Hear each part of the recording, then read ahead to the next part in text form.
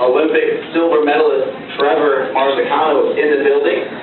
Those students and classes attending the assembly at 2 o'clock can start making their way down at this time, sitting in an orderly fashion and showing Mr. Marzicano how we can be a great audience for him. Pleasure to have him here.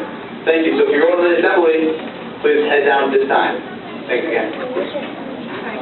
Our next author is Gise. She's reading The Princess and the Prince. The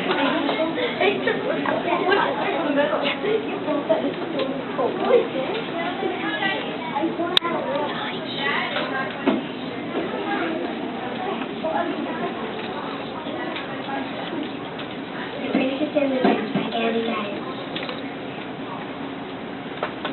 In February, Sugar was making a crown for her mom for Valentine's Day. She was making a heartless sticker. She thought Mom would love it. Just then, Princess Sugar Sprinkles realized that her crown was missing from her head.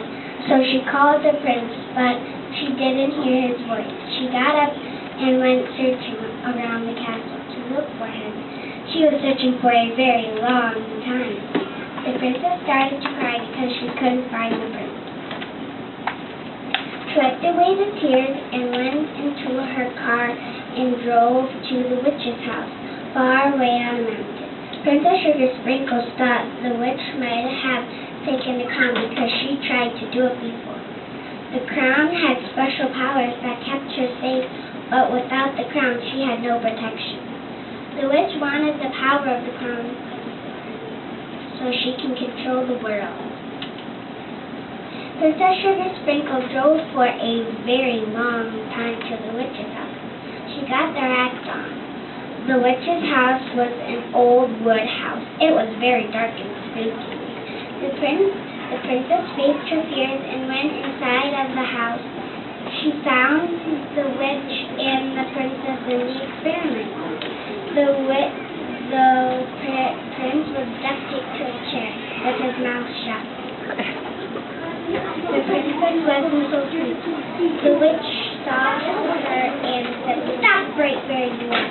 Princess Sugar Sprinkles said, "No, I'm here to get my crown and my prince so we can go home." The witch tried to stop her. Princess Sugar Sprinkles ran and got her crown so she could stop the witch with her powers of the crown. She zapped the witch with a special power. She zapped her many times.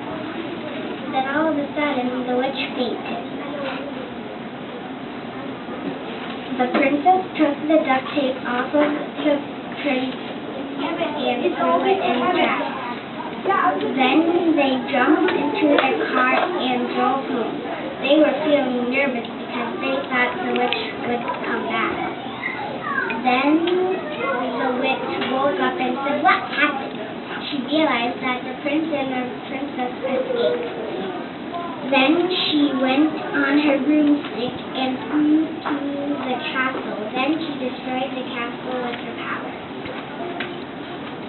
Princess Sugar Sprinkles and the prince saw the castle crumble, so they told Mom and Dad. They ran out as quickly as possible. The castle collapsed to the ground. They did not know where they were going to stay that night. They were upset. Then they saw some construction workers and they asked them if they could build their castle. They said, "We're too busy today. How about tomorrow?" "Okay," they all said. The witch came back and was flying around them. The king threw a spear at the witch and said, "Bullseye." The spear got her and she fell off of her broom, and the queen took her and buried the witch in the dirt. The prince got down on one knee and said, "Will you marry me?" And the princess said yes. The king and the queen were crying because they were happy for them. The family all had a group hug, and Princess Sugar Sprinkles and the prince lived happily ever after. That ends.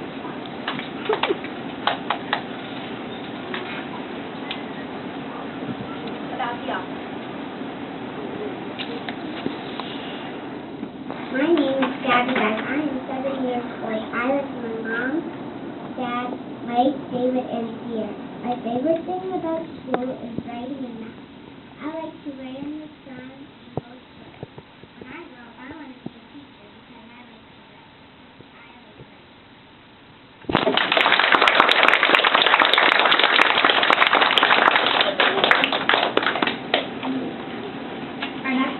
Isabella Griswold. She'll be reading Violet Valentine's Treehouse.